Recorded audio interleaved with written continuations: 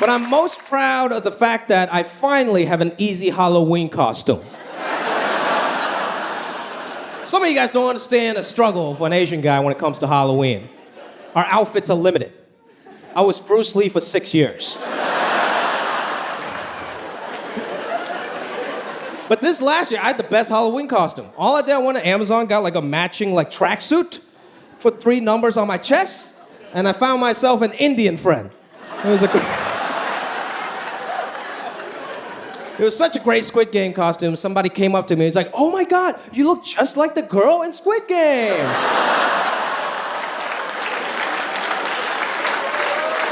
I was like, "Oh, Shiva!" Mida.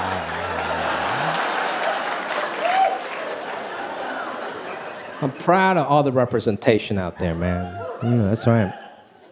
Have you guys seen the show Silicon Valley? Oh, thank you. Thank you. Thank you. That was my first big break, man. I was so grateful to be a part of that show. But that was a few years ago, and I always felt like I was the only Asian person representing, right? I felt so much weight on my shoulder. Like every year, we got very lucky. We get nominated for an Emmy, so we get to go to a great ceremony. But every year we knew we were gonna lose. Because all the good shows have front row seats, you know? Veep, Game of Thrones are all here. We're way the fuck in the back by the exit sign. But it's okay. Win or lose, I was there to represent. I made sure I made my round, say hi to everyone, so they know there's Asian presence, you know? That's right. So one year after we lost, everybody left, I walked down the front row to say hi to some of my favorite actors. And I saw some of them. I'm like, "Oh my God, that's Emilia Clarke. That's Khaleesi. That's Jon Snow over there, you know?" And then there's Rachel Brosnahan. Do you guys know who she is? Yeah. I love her. She plays the marvelous Miss Maisel. Great show, right? It's an awesome show. And I did a movie with her a few years ago, so I decided to say hi. I was like, "Oh my God, Rachel, it's so great to see you. Congratulations on everything." And she was like, "Oh, okay."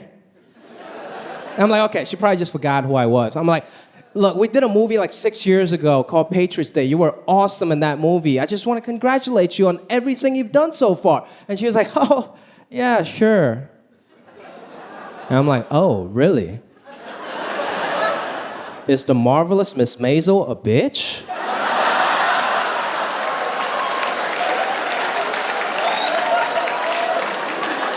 But I wasn't gonna act out of pocket. I was there to represent. So I was very nice. I was just like, "Oh, it's okay. You just don't remember." Anyways, I just want to congratulate you for all the nominations on Marvelous Miss Maisel. You're awesome. And she was like, "Oh, I'm not Rachel Brosnahan. I'm Evan Rachel Wood from Westworld." And I was like, "Holy shit. I'm the racist person here. I think all white people look alike." Everybody in the front row was judging me. Jon Snow was staring me down. I'm like, "You're a bastard. You can't even stare." And I didn't know what to do, right? I was profusely sweating. My face was flush red. So I was just like, "Oh my God, I am so sorry." But either way, it's so nice to meet you. My name is Aquafina. And then I just...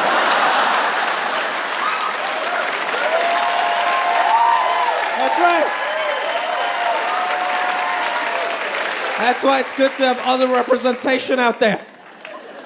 Asian people, we don't all look alike until we need to.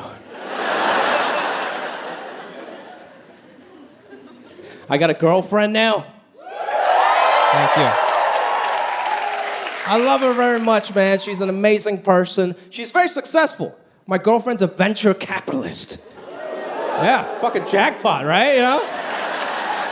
It's great. It's great. For you guys that don't know what a venture capital means, it means that I'm the poorest person she knows. And what that really means is I'm her sugar baby. So it's great. That's right. That's right. Gender equality. That's what I'm talking about. It's time for men to get taken care of. That's right. See that brother high-fiving his girl? Appreciate you, man. Fellow sugar baby. Come on. That's right. That's right. I love her, man. I'm trying to be a better boyfriend. I'm new to this like boyfriend stuff, right? I used to take everything so personally. Like every time we get into a fight, I'm like, "Babe, why are you mad at me? I'm the perfect boyfriend." Wrong answer. Fellas, if your girl's mad at you, you can't take that shit personally because it's not even about you. She doesn't even know what she's mad about. You just happen to be there, you know what I mean? You're a victim of circumstance, man. So it's not your job to engage in an argument, it's your job to diffuse the situation. You gotta jujitsu that shit until you get to the bottom of the real problem. Like the other week, she was mad at me about something. She was like, babe, I feel like we don't even like go on date nights anymore. I'm like, okay. I hear you. But what's really going on?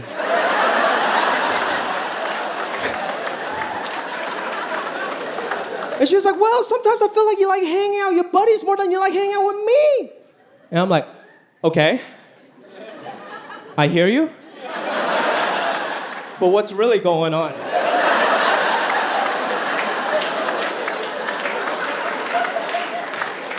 And then she takes a deep breath. And she was like, remember last week on my birthday? Heather brought a cousin and she didn't even know my name. I was like, see, that's your problem right there. Ain't got nothing to do with me. Heather's cousin's a bitch, you know? Fuck her, man. Let's focus our energy on her. I'm trying to be a better communicator, man. My girl always wants me to talk about my feelings. She's like, babe, I wish you'd talk about your feelings more. I'm like, I feel fine. What more do you want me to say? I don't know. I'm not that emotionally involved. I don't know what else. I'm fine. But don't keep asking me that, because the 5th time you ask me that, I might not be fine. The 5th time you ask me that shit, some dark shit is gonna come out. It's like, babe, how are you feeling? I don't know. I'm angry all the time because my dad yelled at me after ping pong practice. See, guys and girls, we're just different, man. Girls are so emotionally evolved. You know, we even hang out different. One night I came home early. My girl was having a girls' night at the house. I've never seen anything like that. The TV was off. 7 girls sitting in a circle, making direct eye contact with each other. Every candle in the house was lit. And I walked by, I'm like, what is this witchcraft? And I just backed into my own room. Fellas, we hang out different. Guys, when we hang out, we sit in a straight line. TV on full blast. 0 eye contact with each other. My girl came home early. She was so confused. She was like, babe, you guys didn't talk for like 6 hours. I'm like, yeah, isn't that fucking awesome? I always go with my kids trick-or-treating. You know, but here's the problem. I'm very flattered people dress like me when they trick-or-treat. But it's weird when I go because I'm just hanging out with my kids. They knock on the door, people are like, oh, look, little Batman, little Superman. Ah, oh, Larry the Cable Guy, that's a good costume. Then I always hear somebody from the back of the room. Who is it? He's dressed like Larry the Cable Guy. Then I hear, that guy sucks. What the hell? Next time I'm gonna go as Foxworthy, all right? How's that? That's right. I don't care if anybody thinks he sucks. Anyway, my cousin hates Halloween. Hates it. He says to me, I am so sick and tired of Halloween, I'm trying to watch a daggum TV show. Trick or treat, every 2 minutes, trick or treat. Got to get up and give them candy. I'm like, oh, calm down. Buddy, you ain't got to participate. There's ways you can get around the Halloweening kids. You know what he did? Went down registered as a sex offender.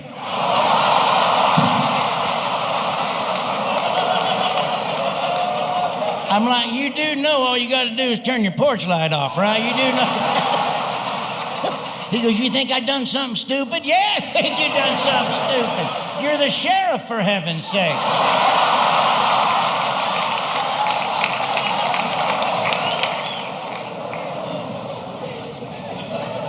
I always check my kids' candy for poisons and razor blades. Hold on, kids, you can't eat that yet. I got to check in for poisons and razor blades. They come down later on. Where's all our candy? And we live in a pretty bad neighborhood, I'll be honest with you. I swear we're gonna move next year, I promise you.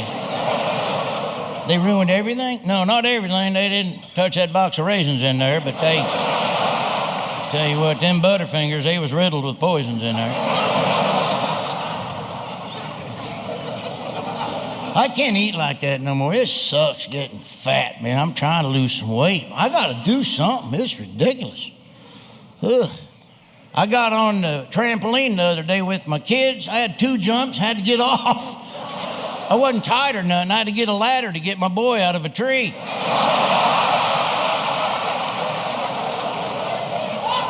And it stinks getting older and fatter. And I used to be something back in the day, boys. I used to be something.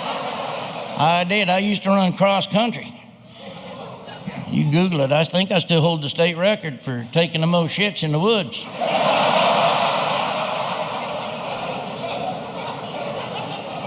But I'm on a diet now. I'm eating nothing but Fruit Loops. But my wife has me on a diet now where I can have one cheat day. So I can have a hamburger with the cheese and the bun 1 day a week. Or anytime I drive by a fast food restaurant when she's not with me in the car. All right, I'll do it. She's a stickler too, I'll tell you what. She be up here sleeping 2:30 in the morning, the dog go down there and bark at the door for 10 minutes. She don't hear nothing. She's racked out. I got to go down there and let the dog out. So next day I go down there, I'm kind of hungry. I pour a little bowl of Captain Crunch down there. I hear, get out of Captain Crunch! What the hell? I should have barked when I poured that Captain Crunch in there is what I should have done. It sucks getting old and fat, I tell you. I remember when my beard turned white, my wife was like trying to comfort me. Oh, that's okay, honey. I like somebody with a little salt and pepper in their beard. Made me feel a little better. Then she goes, it's the corn in your teeth that's disgusting. I was going to say broccoli, but none of y'all believe I eat broccoli. All right, so I ain't saying that. Here's the thing about getting older. You start losing your daggone memory. I have a hard time remembering stuff now. It's so frustrating. Have you ever left your groceries on the roof of your car? Yeah, for 3 weeks? You ever did? I'm a hypochondriac. I always think I'm dying of something, freaking out. Had a red blotch right there one time for a week. It's freaking me out. So I go get a biopsy on it. Tested positive for picante sauce. Idiot. Cost me $1,000 to do that. Good news is he wrote me a prescription for napkins, so that's pretty good, I guess. I always think I'm dying. Don't ever look nothing up on the internet, because it ain't good. It's always lupus or Lou Gehrig's. That's what it is. One of them two. I think I got both of them damn diseases. Seen a commercial the other day for breast implant leakage. I had every damn symptom of a breast implant leakage in there. These stupid things.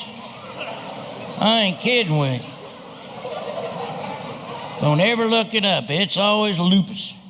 Except for one time I had a lump right here. And honest, I went, what the hell? I look it up. Oh, brain cancer. That's it for me. I'm a dead man. I got brain cancer. You never learn nothing on the internet medically looking it up. Except one time I did. I found out that jock itch is also the name of a porn star in France. And what is it about getting in your mid-50s, your big toenails like a manhole cover all of a sudden? Holy smokes, I went to clip it the other day, the pin popped out of the clipper system in there.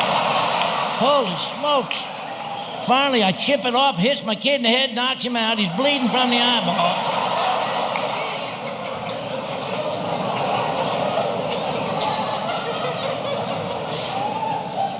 I hate the waiting room, too, the walk-in clinic.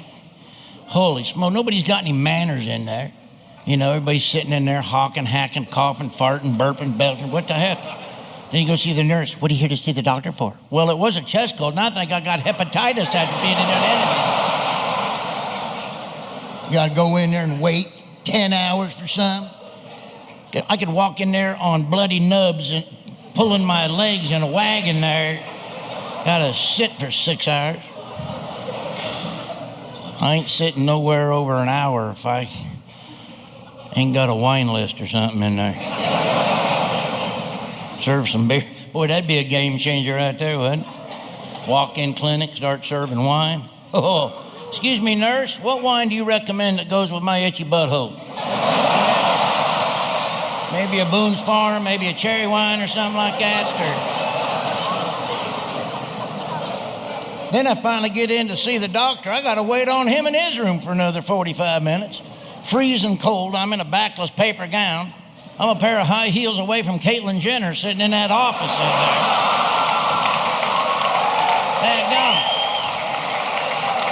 Yeah. Then he comes in there and he looks at me, he looks around me, he looks in me, he lifts stuff up, he sighs a couple of times. It's like a bad episode of Storage Wars every time I go to the doctor. Then I spend all that money, waste all that time. You know what his diagnosis was? You're too fat. Yeah, no kidding. Damn. I could have stayed at home and my wife tell me that for free. You're like, well, what are you gonna do about it? I don't know, hang out with people fatter than me, I guess. Maybe take a selfie next to a cement mixer or something. He's like, well, you need to eat better. What'd you eat last week? I don't know, go get my t-shirt. He says, I want you to join a gym. I ain't joining a gym. Last time I was down there, I left a skid mark on the yoga mat. I ain't going down there. So my deal is I'm from New York, and I lived in Jersey, New York. I moved to LA for 21 years, worked on TV a bunch. Moved home to take care of my mother in August. I've been home for a while now. The last time I was in New York, it was Christmas, and I'll never forget this. I was driving to get my mother a Christmas gift, and this woman cut me off, and I got New York on her. I was like, fuck you, bitch. I was honking and gave her the finger. It was my mother. True story, I gave my mother the finger on the way to buy her a fucking Christmas gift. But if you think about it, she raised me to be this way, so she fucking deserved it, you know? Thanksgiving is my favorite holiday. Surprise! Fatty likes Thanksgiving. I like New Year's Eve, because there's no religion, there's no family, there's no gifts, just fucking drink, that's it. And at midnight, you scream at midnight. Everybody screams at midnight. That's the best time to kill somebody. I mean, don't, but if you're gonna kill them on New Year's Eve, nobody would know. Just stand there like, hey! Happy New Year! Hooray! 5, 4, 3. Ooh, that was past that. Threw my back out. I like Halloween, but it changed. Halloween was a kid's holiday, and now it's for sluts. They stole the holiday from kids. Every costume is slutty. Slutty cop, slutty nurse, slutty cat. A lot of women just like slutty cats. I don't fucking understand that. I don't want to fuck a cat. Like, I've never seen a cat going, I want to fuck that cat.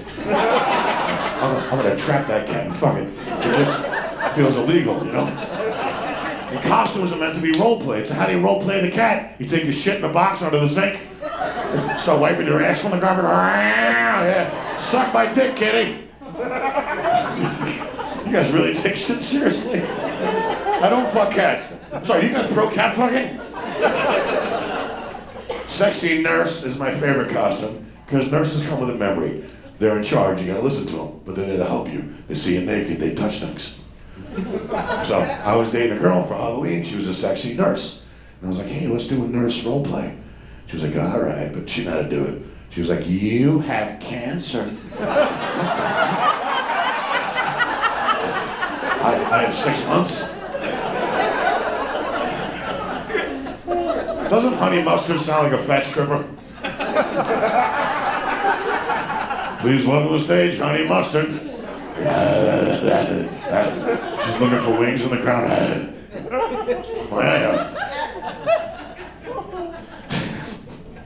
You guys are nice. So I've been watching Netflix in my hotel the whole time. Saw a documentary on aliens. And there was a scientist in the documentary. Swear to God aliens exist. He had all this proof, he had charts, he had photographs, videos, but he had a toupee. So how am I supposed to believe you about aliens when already lying to me about having fucking hair? You're lying before you speak. That's like having a fat magician. You wouldn't believe a fat magician. If you know magic, why are you still fucking fat? Why don't you make 60 pounds disappear? What would a fat magician do? Here's the pizza, and now it's gone. Ta-da! Sweet we decided, what the heck, we'll do it here. But why in the world did I want to do a monster special? Well, growing up, I always enjoyed Frankenstein. I loved Dracula. I loved the Mummy, all those monsters. I love scaring people. I love being scared. I think it started about the age of 5. I was an only child. And remember some of you may remember the cars back then. The American automobiles were these huge, giant things. We didn't have seat belts. There were no kid seats. I was an only kid in the back seat. These back seats were 8 feet wide. One big log bench. I could run back and forth on the bench. On the floor, the only thing in the way was a hump. You'd trip over the hump if you didn't see it. The back window, you could lay in the back window. I would do that. It was fantastic. And I would run around back there. And when my mother was driving, she wouldn't pay any attention to me. And my mother, still to this day, has a big, giant beehive hairdo. Pretty much Marge Simpson hair, but not the same color. You know what I'm saying? Looks like that. She also has these giant curlers that she uses, and she put them all over her hair. And I remember standing in the back seat, and I would look at her hair, this big, giant beehive of hairdo, all held together with Aquanet. And these big giant curlers would make these holes, would look like caves to me. I imagined they were a maze of caves in her hair like this. I remember standing back there staring at the hair, and then I looked over on the seat of the car, and oh, there's a little rubber plastic spider, a black spider. This is all true. I took that black spider and I put it right on the edge of one of the curls. Fantastic. Looked great. I'm sitting there looking at it, and I thought, nah, that's not good enough. I found a pencil. I took the pencil. She's not paying attention. This is all true. Didn't know I was doing this, and I took that pencil and ever so gently pushed it back to the back of the curl, deep into the caves of curls. Gone. 4 days later. I am not kidding. 4 days later, my bedroom was right next to my parents' bathroom. My mother would comb out her hair about once a month. It was 4 days later, she's in the bathroom combing out her hair. The blood-curdling scream that came when that spider fell out onto her lap was worth the beating I took later that night.